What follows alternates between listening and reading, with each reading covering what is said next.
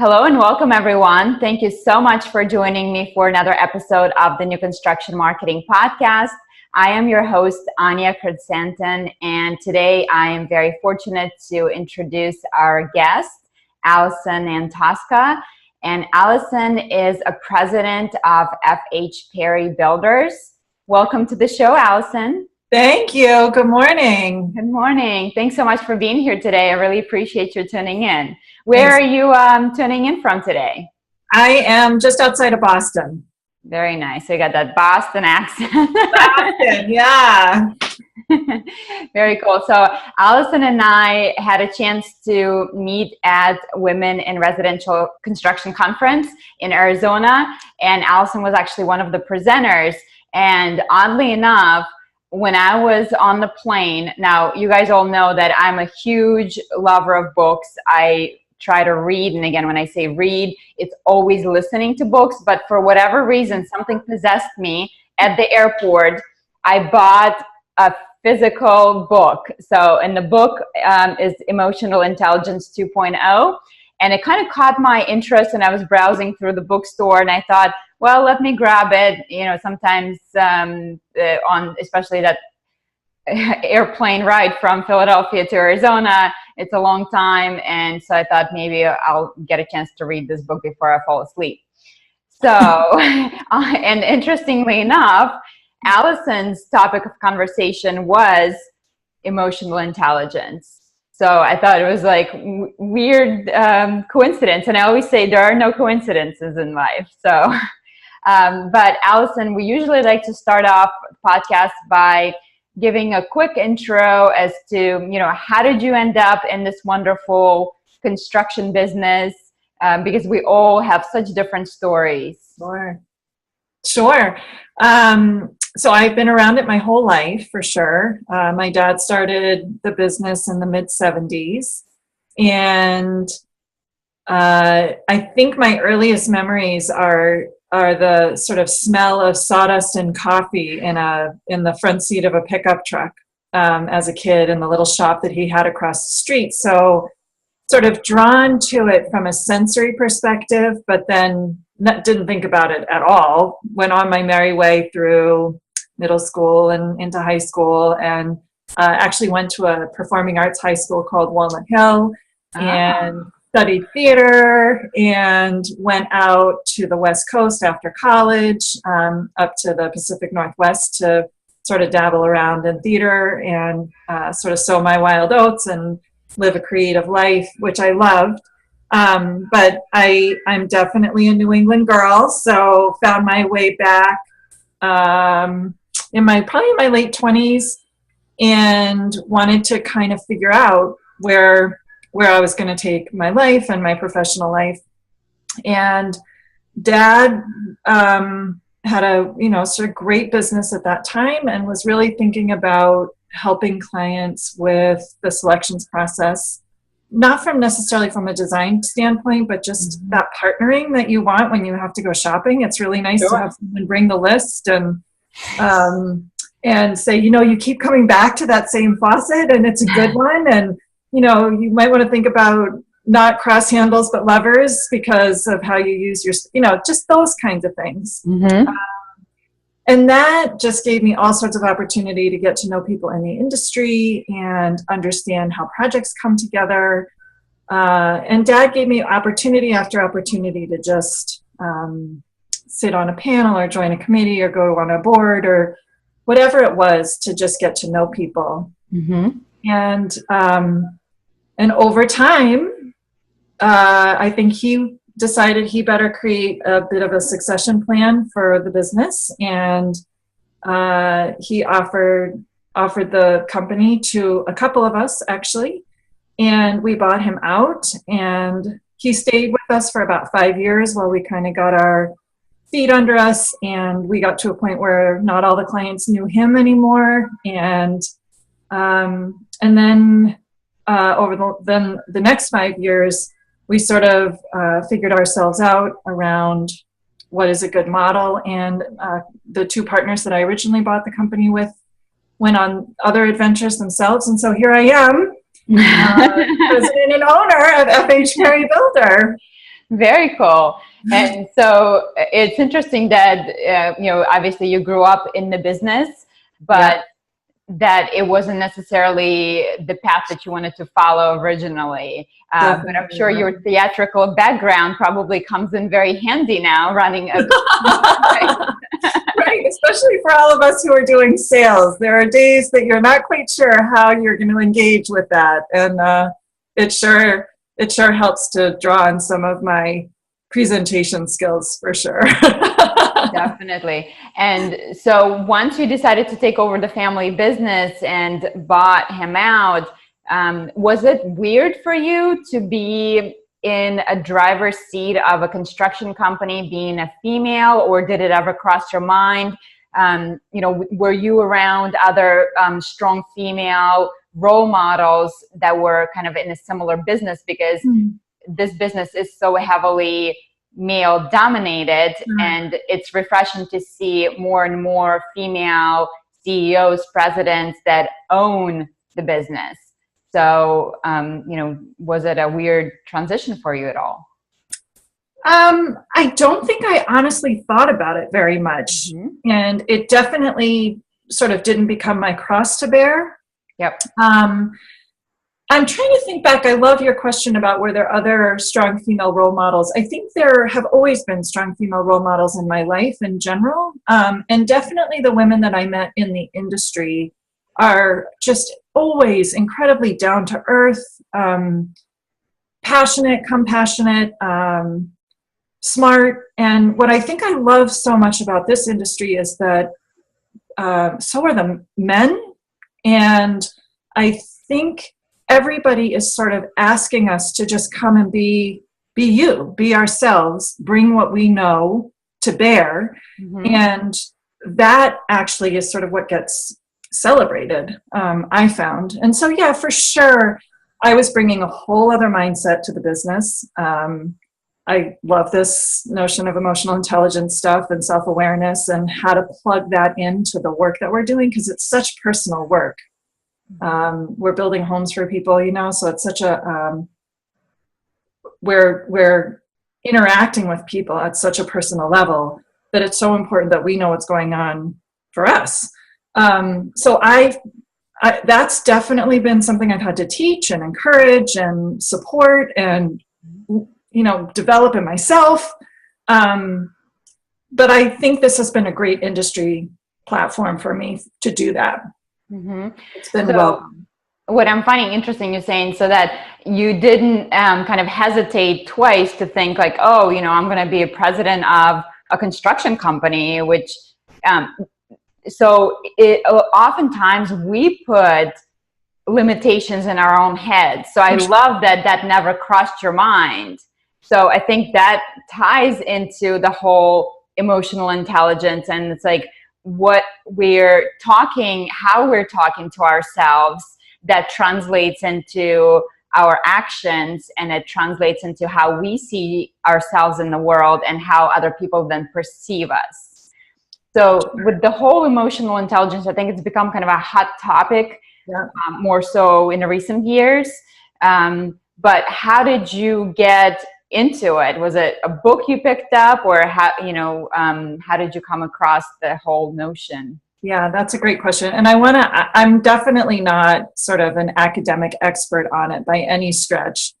But I am very drawn to it, probably because I am just loaded with emotional experiences all the time. So, it wasn't necessarily that I didn't pause or wonder what I was doing going into being the president. It was probably more just that the fact that it was a construction business, I didn't pause too much about. But I think the way I kind of generated it and channeled it was really in thinking about leadership. And when I talk about leadership, it doesn't necessarily mean CEO or president or, head manager or whatever, but just leadership of ourselves. And I talk about that a lot in my organization because self-leadership, there are people who you're just drawn to, and they're very centered people. They're people who you sort of rely on, who have the answers and who know how to think through a problem, or how to say, oh my gosh, I have absolutely no idea how to deal with that problem, but this is what we can do to figure it out together.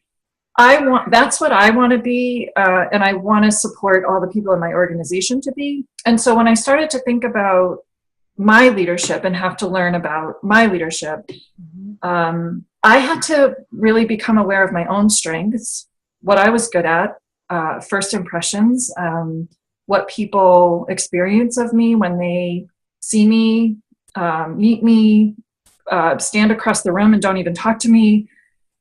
Things that I could change, but I can't necessarily, because it's just so inherent in who I am. And to know those things and to learn them. And because then I do have a choice. And I think that's what emotional, I have to be careful because I don't want to start becoming the expert, but for me, my experience is that's what emotional intelligence is about, is that awareness. Something's happening for me. What's that about? My behavior works super well in these circumstances, but it actually stops working for me when I'm in this circumstance. And when you know that, then you have a choice point and you can change and shift. And I always say, I don't want people to not be who they are, because it's made you hugely successful over the 35 years that you've been living. And you've made choices and you've done things that have gotten you to where you are. And so I think this notion that you have to change or be something different is not quite the right message. Rather, be who you are, but know when who you are or what your behavior is not working so well for you. Have the space and capacity to bring awareness into that, and then make shifts if you want to, or get help making shifts. So I think I strung away from your original question, but that's sort of how I played it out.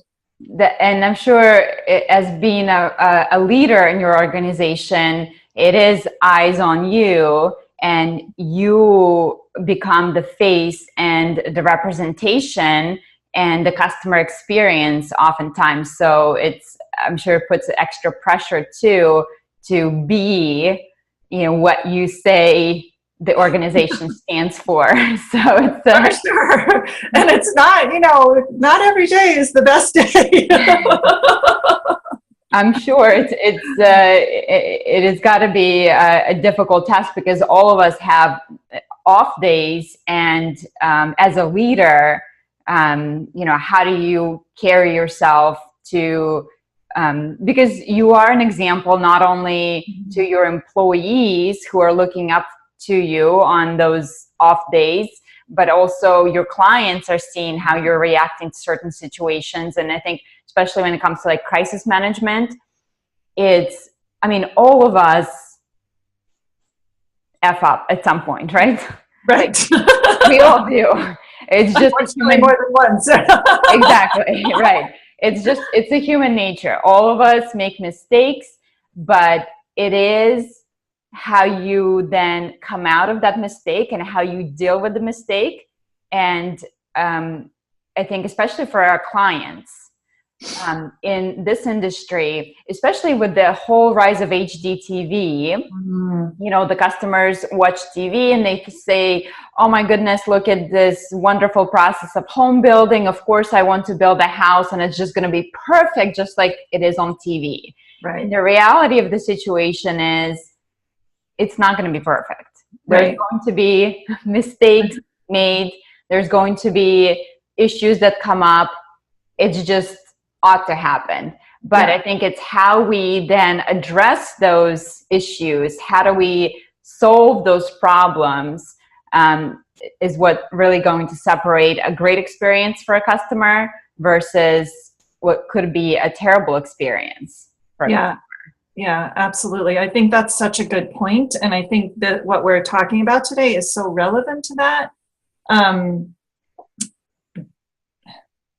I'm thinking of situations that you get into. So even yesterday, I had a pretty tough executive team meeting, and I was not on my best behavior, and I'm still feeling it in my body today, right? But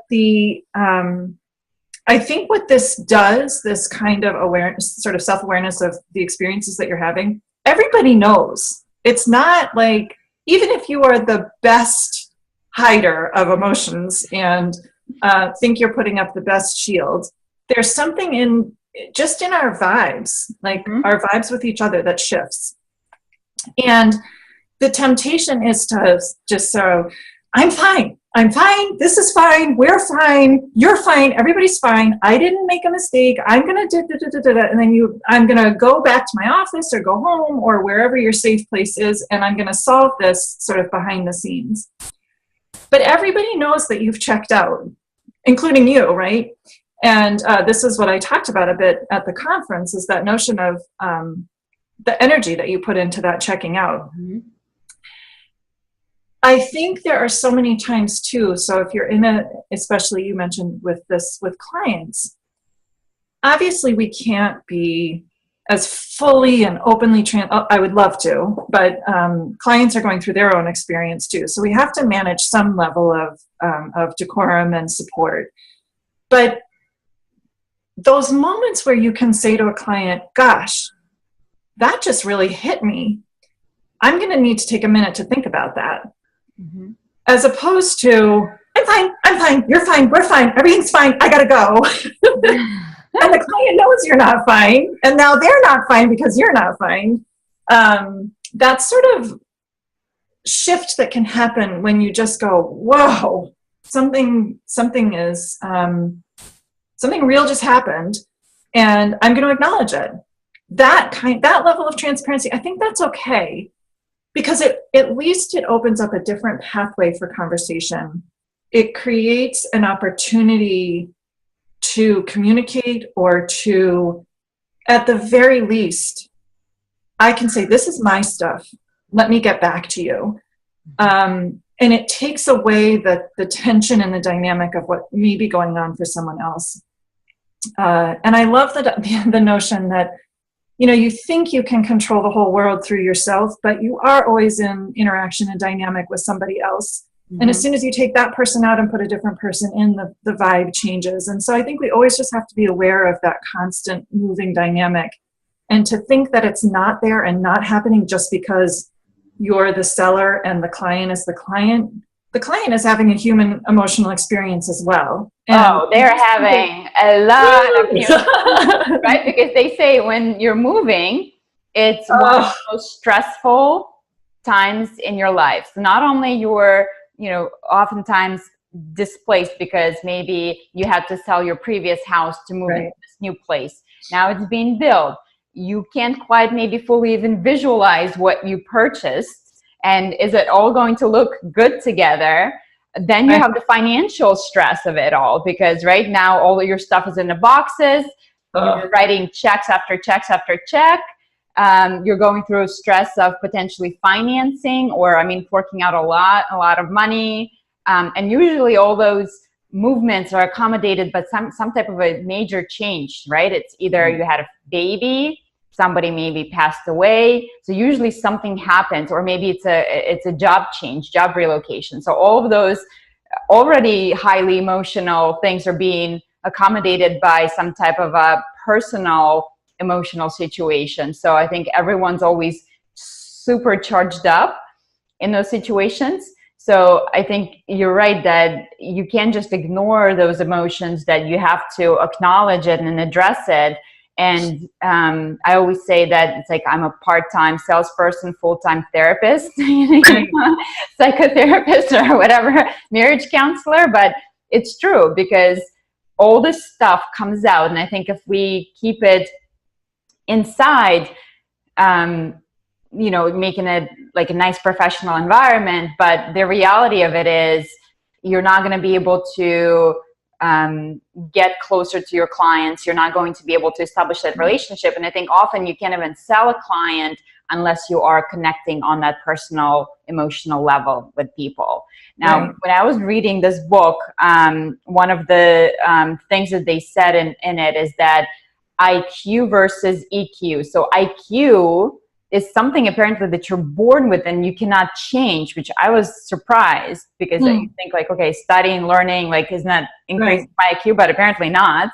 But EQ, emotional intelligence, is something that we can change and we can score higher and higher on. And they said that number one predictor of professional success and personal excellence is your EQ as opposed to IQ, which I think is great news for all of us, because really good news. Gifted by, particularly high IQ, we have a chance to improve on our EQ. And actually, if you guys get a chance to pick up this book, it does give you access to a quiz, which scores you on your EQ. So I am terrified to say that I scored in the 70s. So, but you know what? I don't know. It is like 20 questions. So I was like, I don't know how accurate this is, but good news is that it can only go up from here, hopefully, right?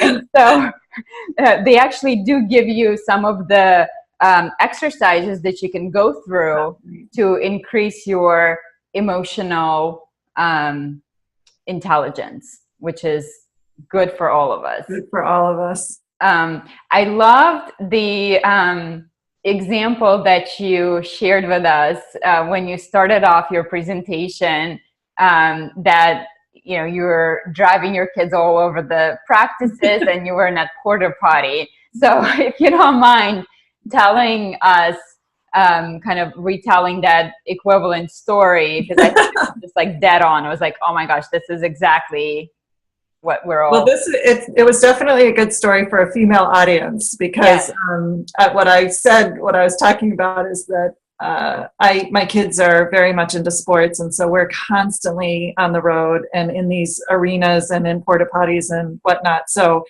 I'm always having to go to lots of different types of bathrooms, and that a lot of times there is no lock on the stall door, and so so we all do this crazy twist ourselves into knots to try and like hold the door closed and go to the bathroom, and pants and tissue and everything else that you need to do while you're trying to hold the door closed. And that, I guess the line in my talk was just about the notion that everybody already knows what's going on. If you're in a line in the ladies' room and you're so worried about hiding your vulnerability, everybody has a pretty good sense that you're pretty vulnerable already, and no one's going to try and push through the door like to expose you. But that's what you're so worried about. Mm-hmm. And so I talked just about ways in which maybe we can relax that a little bit and just, shrug and laugh if somebody actually does push open the door by accident. So that's just such a tangible experience of trying to keep decorum in a situation where trying to keep decorum is pretty challenging. Yeah, and you're so right that we try to kind of put that facade oftentimes, especially in our professional careers, right? And I think, there's a separation between who we are at home behind closed doors sometimes, and in a professional role. Some organizations more so than others, right? It depends on kind of like, are you in a very corporate environment, or are you more in a family-owned business where you have a small group of employees and you really do become more so like a family? And so good or bad, right? Because sometimes in those situations it can really erupt and you start to fight like a real family versus, in those corporate meetings. Again, emotions can run high, but typically people are more reserved with their emotions. But what I love that you said is that, we all have those perceptions in our head, and sometimes we start to doubt ourselves, and not even doubt ourselves, but like almost come up with like the worst case scenario in our heads, like, and you can really go down this rabbit hole of like, oh my gosh, she's out to get me. Clearly she can't stand me because she said this, or she looked at me funny. And next thing you know, you've come up with this crazy plot in your head of how this person is really out to get you, where maybe they just had something in their eye. Next thing you know, you're plotting some crazy revenge against this person. But it is a human nature, I think, sometimes to build up those walls, and it's almost like a self-defense mechanism. So if you don't mind talking to us about some of those rules that you said, like, okay, start with assuming that everyone has the best of intentions. Yeah. Right. Well, the first thing that came to mind as I was just listening to you is to not assume that you're the only one that's sitting in that meeting having all of those thoughts go through your head. And it's a little bit like a sports commentator, sort of saying exactly what's happening as if, you need it replayed to you. Thank you very much.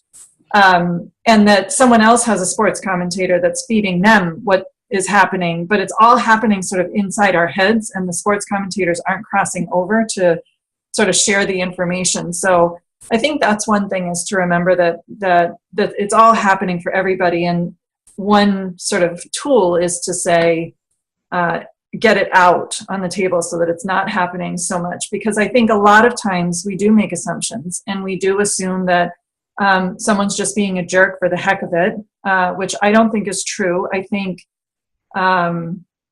generally speaking, people are trying to do the best that they can, are very busy protecting themselves, and are often doing or saying things that are really about what they think is best in that situation, even if it's a sort of horrible, terrible, no good thing that they do.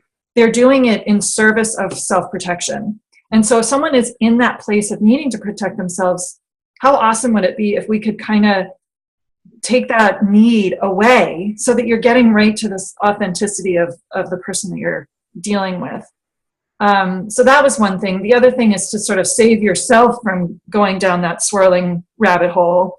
And one very easy thing that you can do if you're sitting in a meeting is just say, can I pause for just a second? I think I heard you say this. Is that what you said? And oftentimes the person's going to say, no, that's not what I meant at all. Sorry if it came out that way. Let me go back and explain. And in just a minute, you've completely shifted and diffused something that if you stayed in your head and played it out, you would have plotted revenge on that person, like you said. But instead, you say, oh, okay, not where they were at all. Now I'm okay, and I'm re-engaged to what's happening here in the meeting, and we can move forward in a really productive way. Yeah, go ahead. I was going to say, so it's funny because our brains, as evolved of creatures as we are, our brains are still very, very primitive. They said that like our brains have not changed for the last, from basically when we were a caveman. It's just we're like cavemen walking around with like survive. Right, exactly. So we're still wired to protect ourselves, and so it's natural, of course, that we're having those instincts to protect, to avoid pain, and having those reactions. Now, with you working in such a position of authority, I'm sure you have a lot of both female and male leaders who report to you. Do you see a difference between females versus males? And in that like emotional intelligence, how we communicate, how we express ourselves, or do you think it's more so individual? Oh, I love that question. Because I'll tell you what the book says. Well, so I think I can get to the conversation faster with women, meaning we can do it over and over, and we can, we catch each other in meetings more quickly. But men like the forthrightness of it, I think, and like that you're sort of getting right to the heart of the matter, and let's fix this and let's do this. And I will say, so we have a somewhat unique review process, evaluation review process in our company. Everybody hates reviews, and I don't want to sit down and do, sort of, I get to define how you're performing on a scale of 1 to 5. And tell you whether I think you're doing a good job or not, because I feel like that's such a setup for me. I'd much rather have you talk about where you are as an employee and what you're contributing and what you where you want to go and who you want to be and how we can work on that together. And if you want to go someplace that it doesn't look to me like you're going to get there, then let's have that conversation and sort of figure out how we might work that. And I've gone out to quite an extreme on that. And interestingly, the women in my company have resisted that more than the men. So I don't know what that is about, if there's a not wanting to be too vulnerable or somehow boundaries and parameters because they're already reacting in a different emotional capacity. I'm not sure, but I found that fascinating. And I know I'm supposed to say that women are sort of more inclined to emotional intelligence than men, but I think you just have to, like anything, find the way to enter into the conversation, and then there you are, having it. And the men are always like, it's so profound, which I love. Like, oh, great!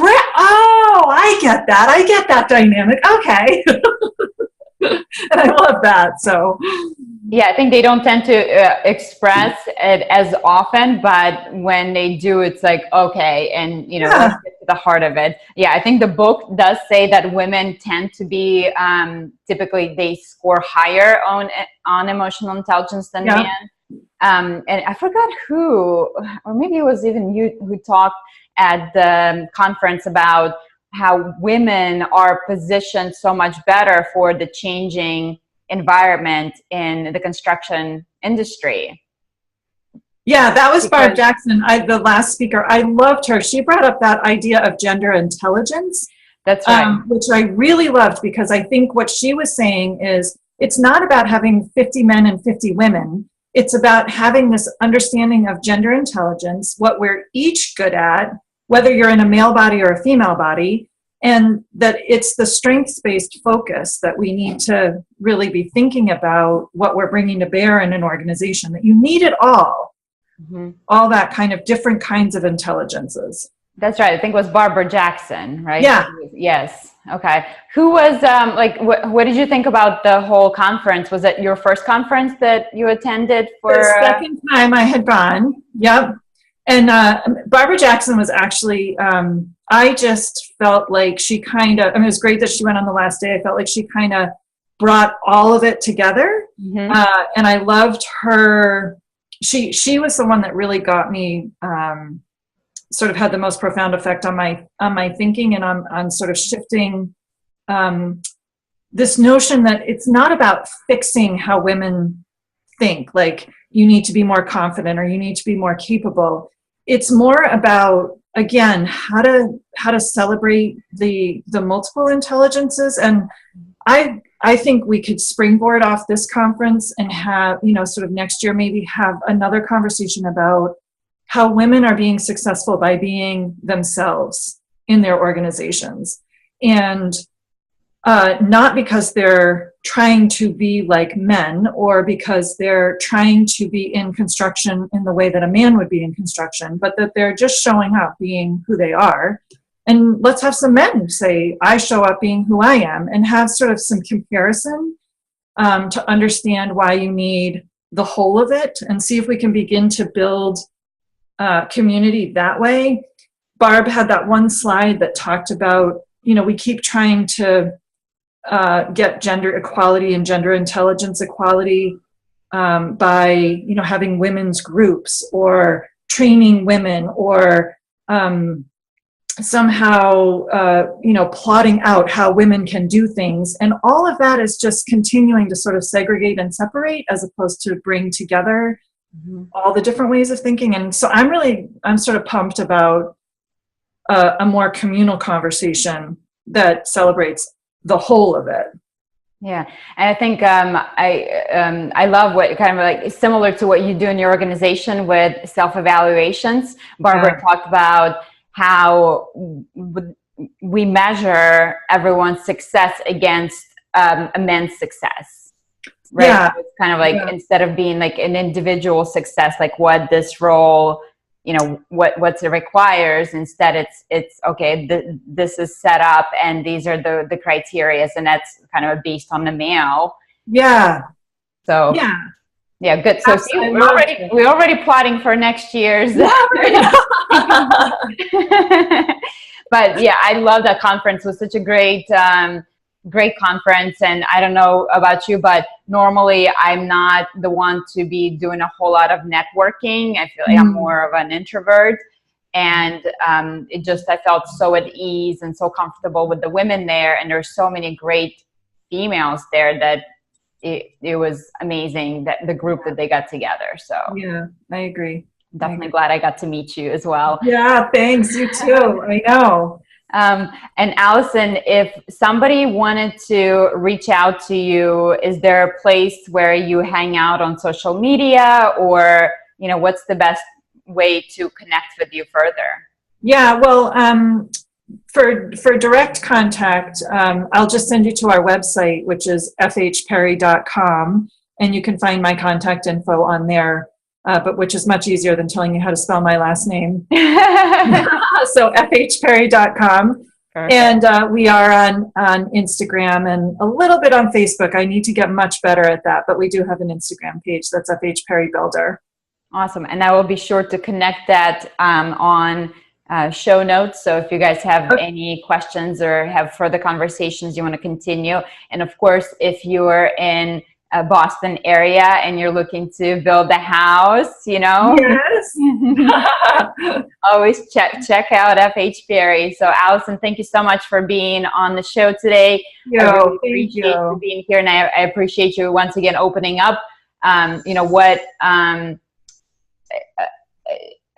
was almost like in awe when you were on stage, because you were so vulnerable and you I felt like you were really open and let your emotions out, which again speaks to most of us are so guarded and try to keep it in.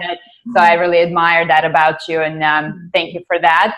And you guys, if you have a chance, definitely pick up a copy of this book. I'm sure it's available on audio too. So, but yeah, check it out. I think it's a great book for everyone to read, and let's see if I can get my score up. You're well on your way. No worries. Well, thank you so much for tuning in, and I will catch up with you soon. Bye.